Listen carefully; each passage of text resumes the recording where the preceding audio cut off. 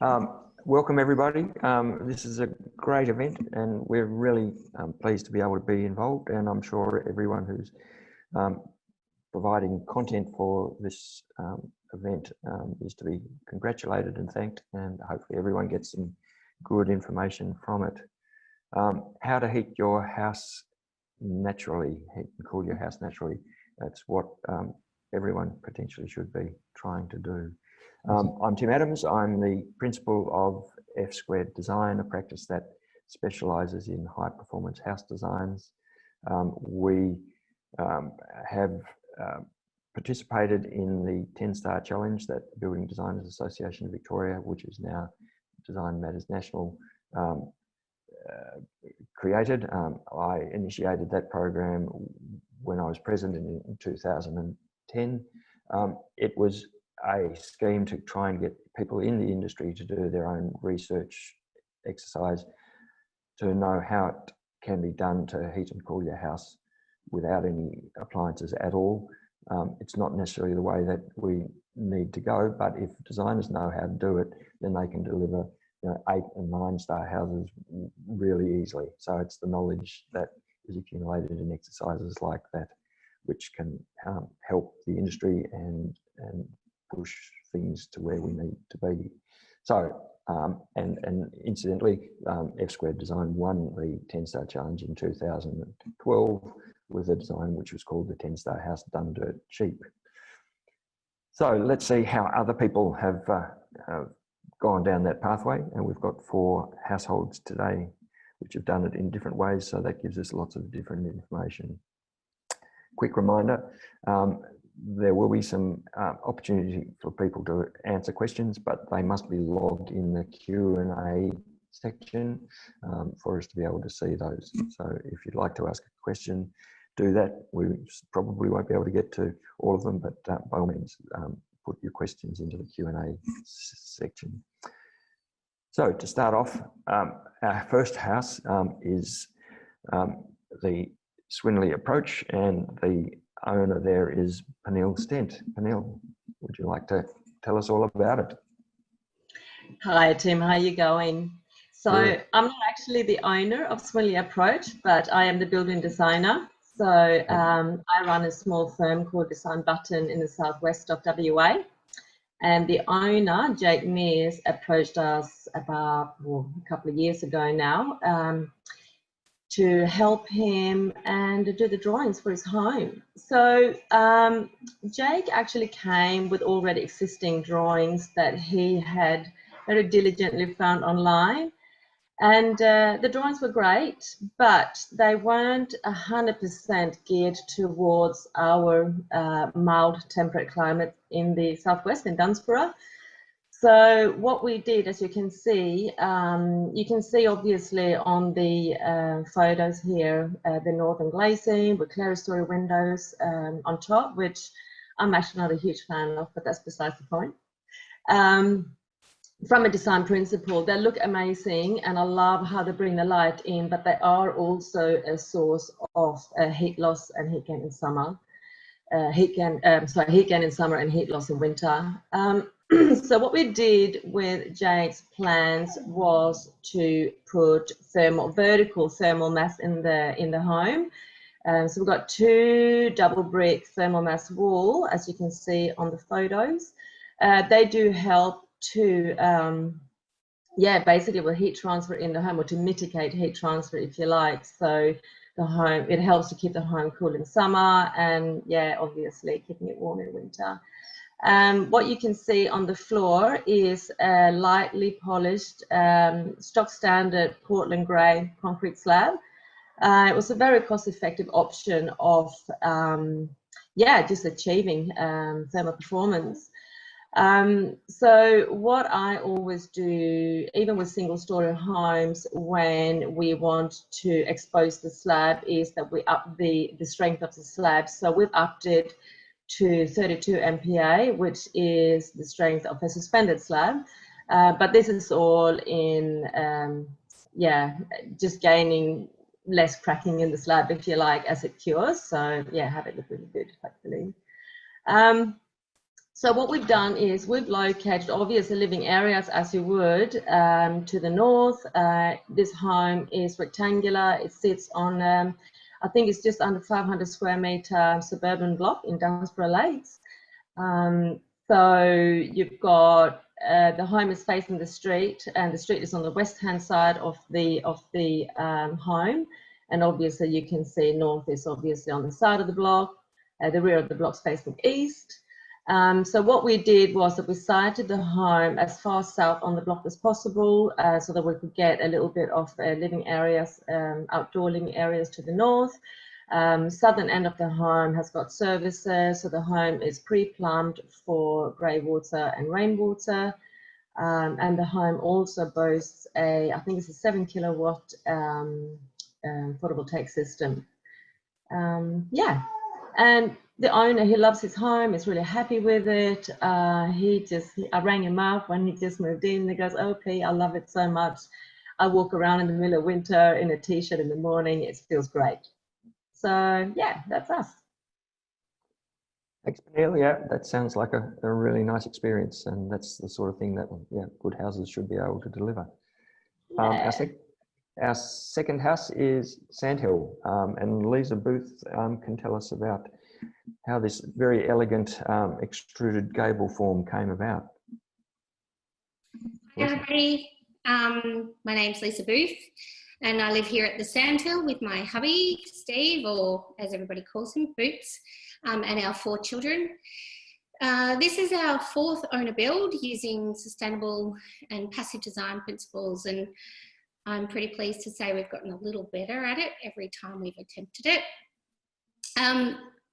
We now have the pleasure of living here in a 4-bedroom, 28 square, completely off-grid home that has very little need for any extra supplementary heating or cooling, as the passive design of the home just does all the heavy lifting for us.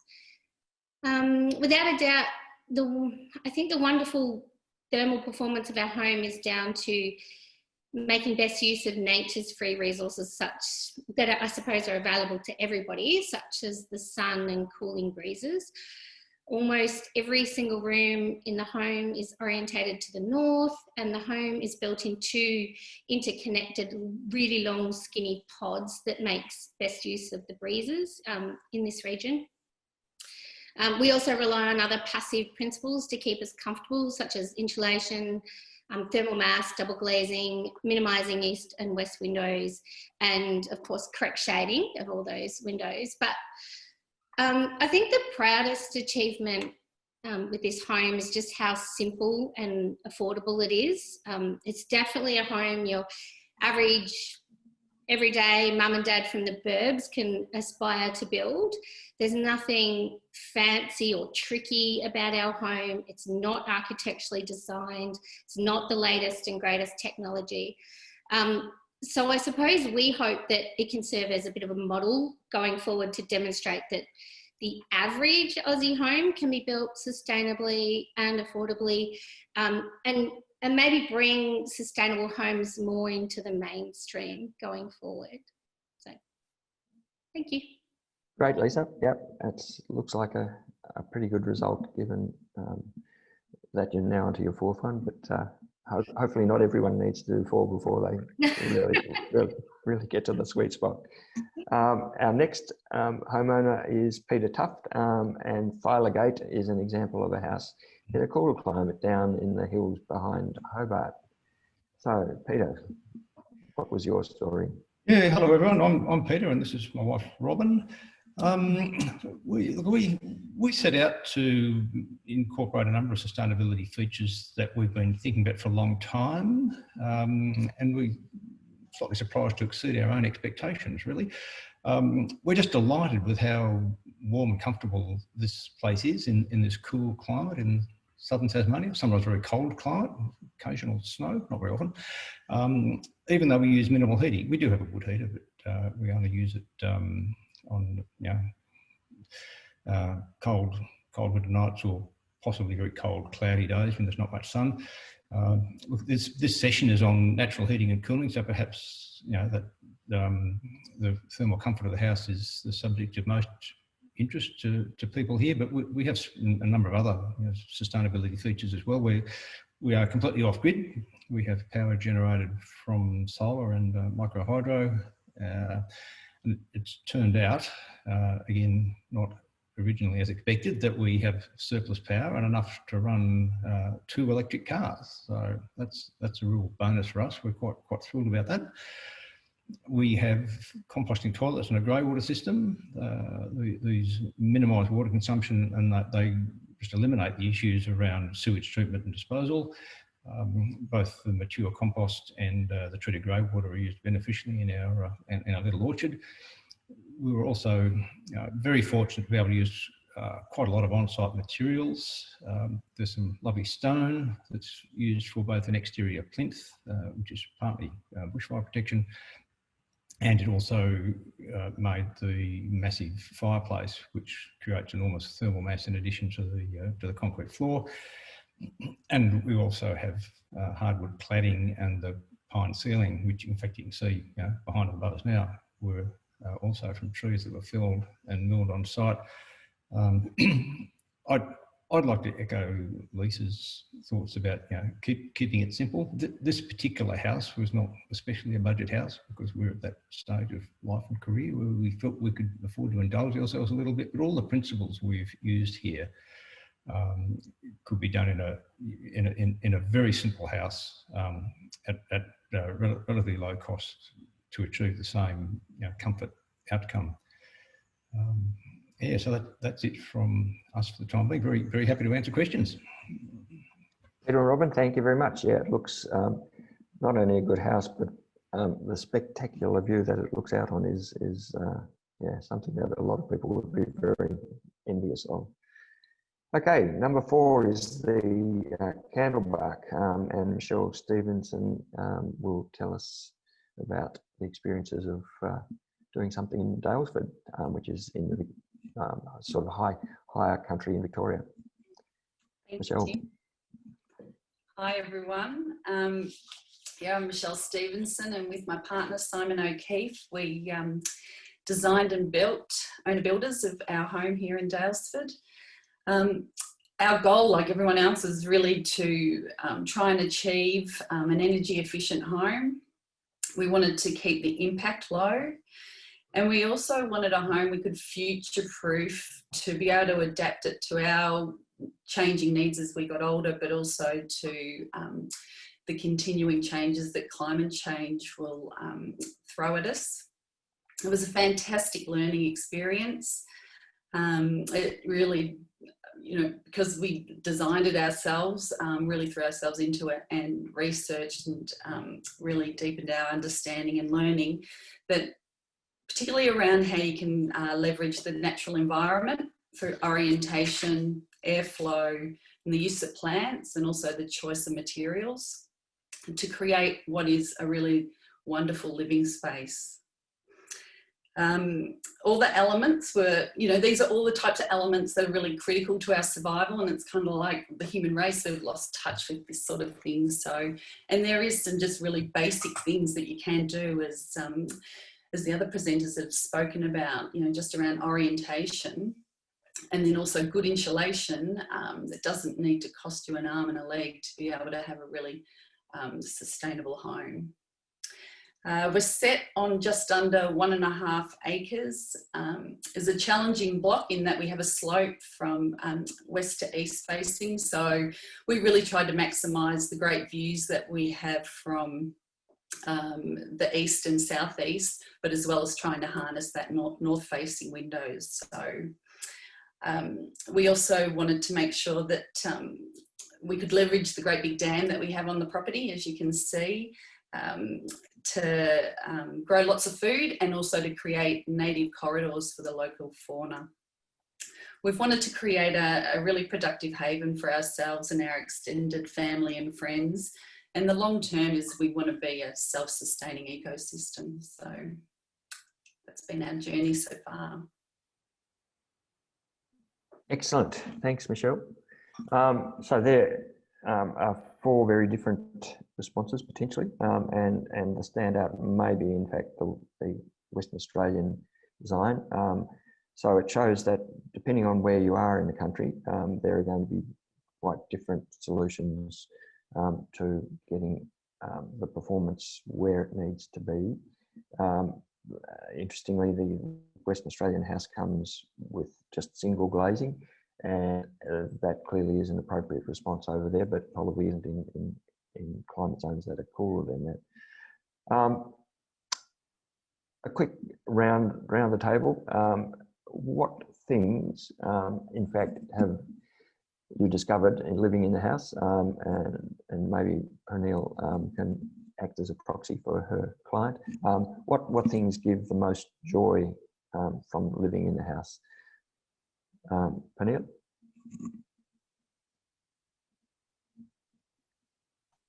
Sorry, I just had to get the unmute off. I think the greatest joy for my client is he loves his home. He's comfortable there. You know, designing the home with him or making amendments to the design together with him. Yeah, I obviously got ideas focusing on passive solar performance. You know, I love my wet areas on the north. I love my kitchens on the south. Now that didn't happen with Jake because he's got a skillion roof and the home, obviously the ceiling is lined on the rake. So for him, it was important to have that aspect to his bedroom. I love my wet areas on the north with northern exposure so that the winter sun will kill off any mold or mildew and actually keep that area nice and warm. Yeah, we're all naked when we're having showers. So, but he's just got it. He's so in love with his home and just that joy hearing him. He's quite a modest guy. He's not, you know, he doesn't express himself very passionately, if you like, but he absolutely adores his home, and I really hear it in his voice whenever I talk to him. He's just, I love it so much. I'm so comfortable here, and he's got a real sense of pride in his home as well. And the fact that the home was actually built on a real tight budget, I think he had about $250,000. It's just an added bonus, you know, to have it be so simple yet functional and quite beautiful in its simplicity. Very good. Lisa, just a quick one from you on that one, and then we'll get into the technical side of things as well. I would say from a physical sense, it's the abundant natural light and that direct connection to the outdoors. I believe that kind of contributes to our sense of well-being in this house, but probably greater than that is just that sense of doing your bit for the planet, and yeah, it just feels really good, and sharing that with others. Thanks, Lisa. Peter and Robin? Off mute. Right, off mute, yeah, just getting organised. Yeah, sorry, Robin. Yeah, oh look, the warmth. You come in from the outside, it might be snowing, and it's just this beautiful just sense of warmth all around you, and you can walk around on the concrete slab in socks and in the middle of winter. And again, just bringing the outside in. So we've got our big areas of glass, and you can sometimes see eagles floating past, and you know, wallabies on the paddock. Just a sense of connectedness to the natural environment that we have here, and having those natural materials, I think, add to that as well. Very good. And lastly on this, just a quick introduction, Michelle, the joy that you get. Yeah, oh look, the joy, it just exceeds my expectations every day. We've been in here for 2.5 years, and it's such a beautiful space to live in, and it is very similar to the as the other people, is that just the natural light has a huge impact. We've always lived in renovated period homes, and to have this amazing light, and we're in amongst the trees, and everywhere you look is garden or trees, and yeah, just maintaining that lovely warmth or the cool, it's just a pleasure to live in. Excellent. All right. So just a couple of quick specific ones for your houses individually. The Swinley House has gas, hot water surface and gas cooktop, which is sort of contrary to the move to go to all electric homes. Just quickly, what was the thinking behind that, Pernille? I tried. I think it's just, it's a matter of habit. So, you know, and I see it as this, Tim, you know, we may go to church, but it's not going to turn us into Jesus, but we can try to better ourselves as much as possible. So with Jake, he's really conscientious in so many other ways. I mean, there's this beautiful young man composting, and, you know, he's planning his grey water system. He recycles diligently. He goes op shopping for clothes.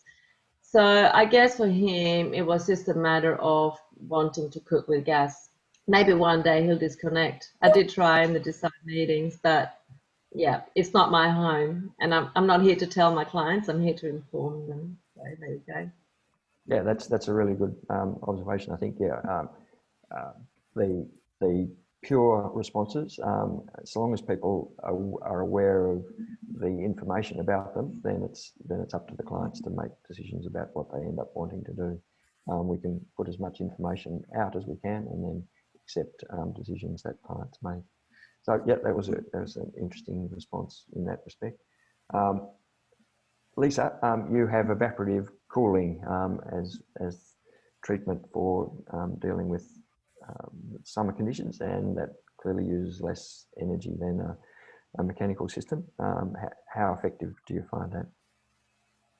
Yeah, we find it really effective. We are completely off grid, so we had to be very careful when we were planning that supplementary heating and cooling options for the home. So evaporative is obviously quite energy efficient.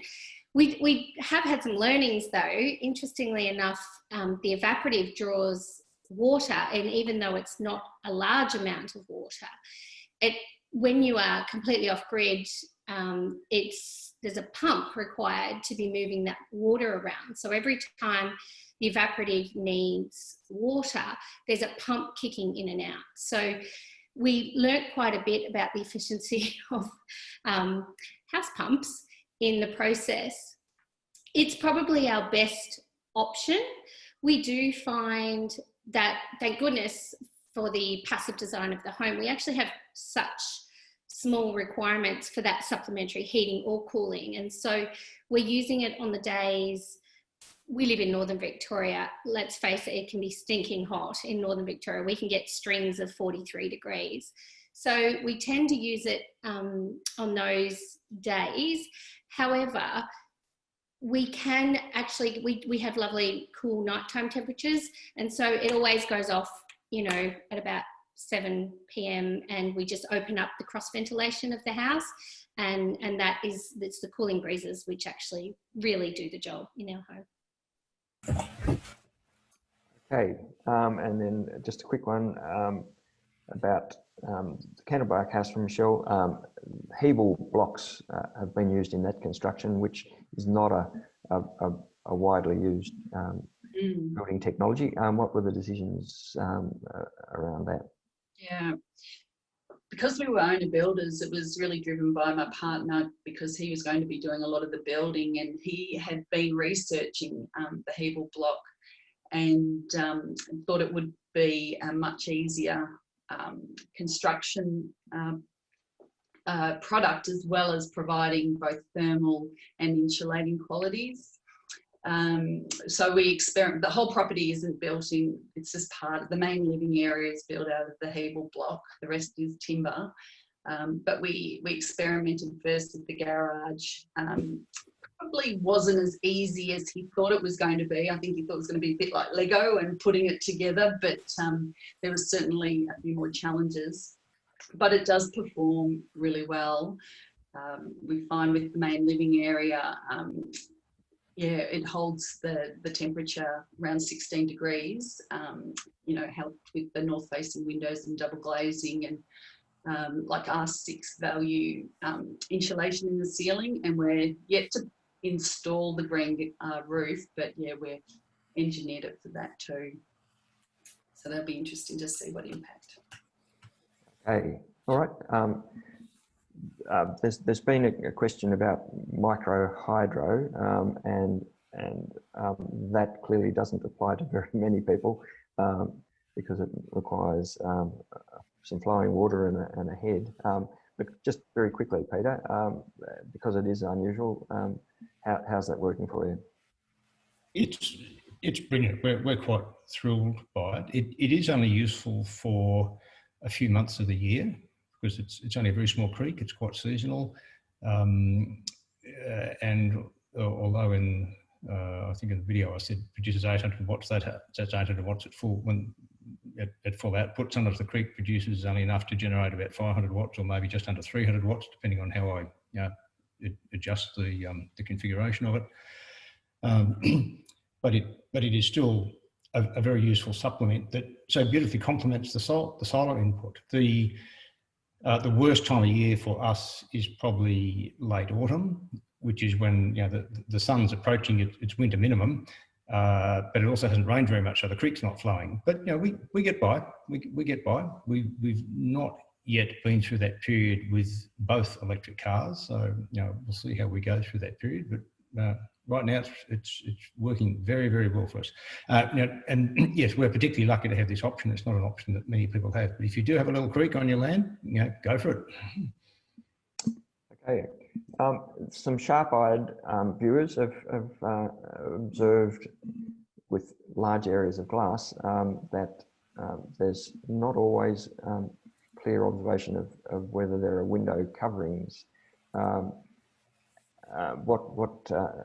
So from my experience, window coverings are very important. They're probably more important than the performance of the glass itself. That double glazing is nominally twice as good as single glazing, but it's still pretty ordinary compared to the performance of the walls around it. So if you do have large windows, what has everyone potentially done to put coverings on those so that they work well in the evenings in a cold climate to stop the heat going out of the house? Perhaps Lisa could have a comment on that. Sure, we have done nothing. We don't have privacy issues here on our property, so we don't need them for privacy. And when of course, we just have some roller blinds in the bedrooms for being able to sleep in the morning and keep things dark. As far as all the we have 2 living areas. They have no window coverings. The double glazing does a fabulous job. We could improve that most definitely with great window coverings.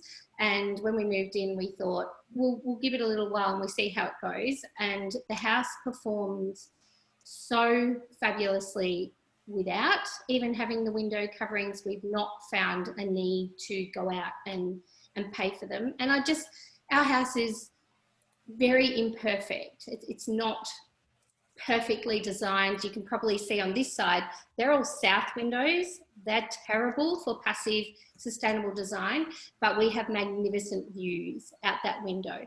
So that's a compromise. And I always say building is about compromise, and we wanted those views. We did think we were going to have to cover them with amazing, really high performing window furnishings, but we haven't had to. So it just thumbs up to how good passive design works, even when it's imperfect. That's a really good comment, because yes, I had observed the large south windows, but again, the situation in my area close to the surf coast is lots of times the views are to the south, and you want to catch those views. But if you compensate that with north orientation to get as much sun in as well, then that can work pretty well. There's no one solution to the problems. Each job should be assessed on their merits. Pernille, you indicated you've got a comment there.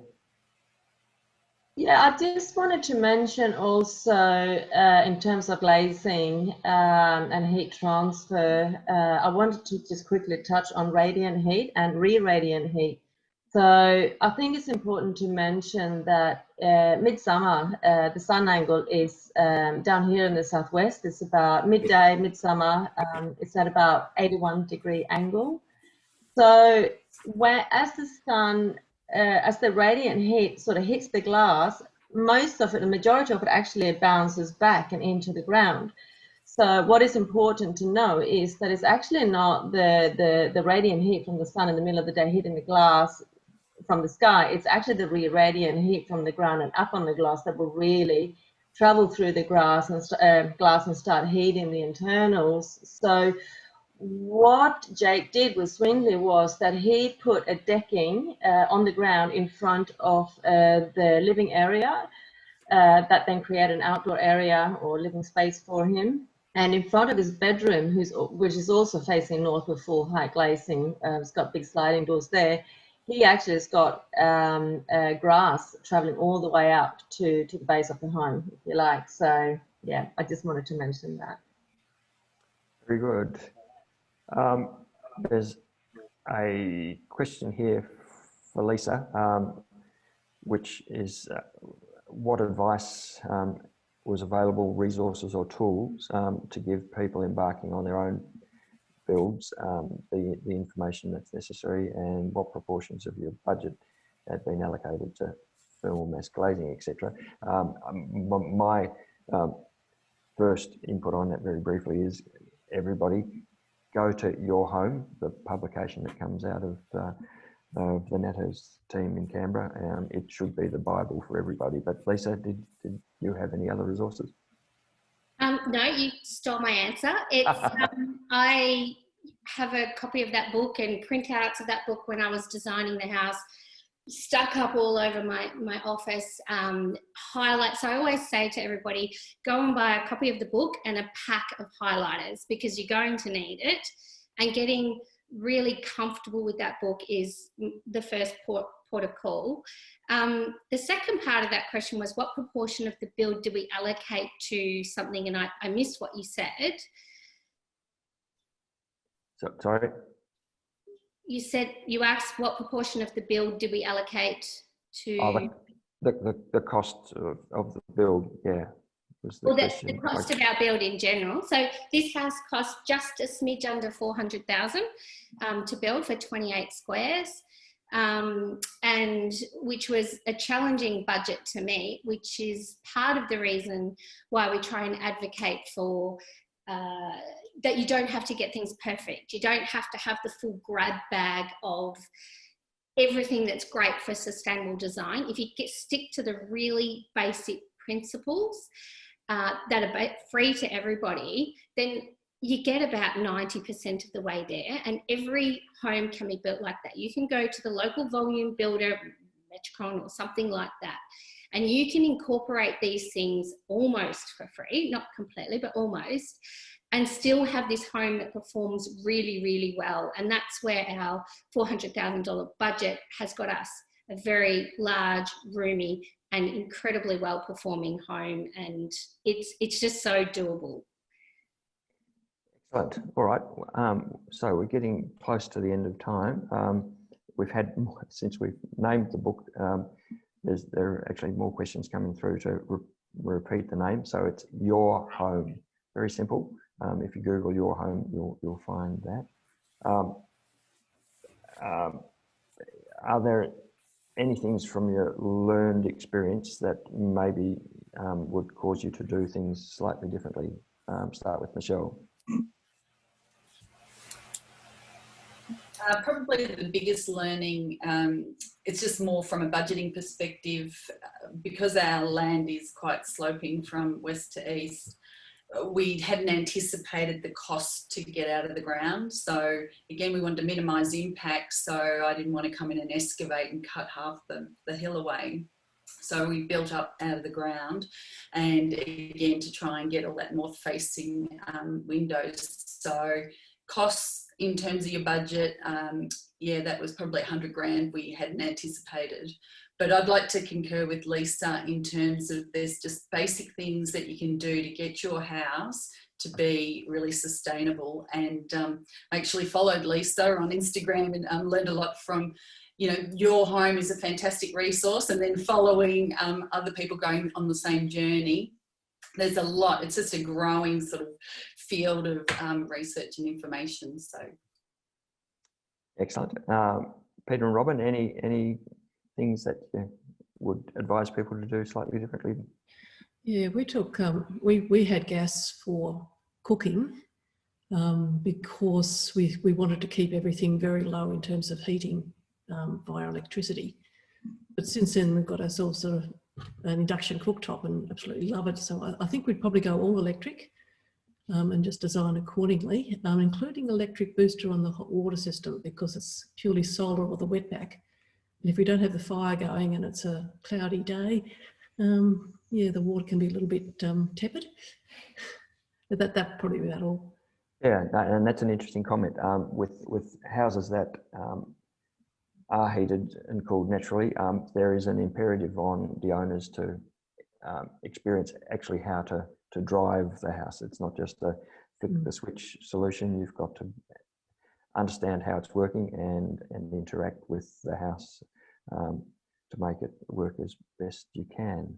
So I think our time slot has unfortunately come to an end. We could have talked about this much longer, I'm sure, but the other sessions will continue throughout the day. So thank you very much for contributing.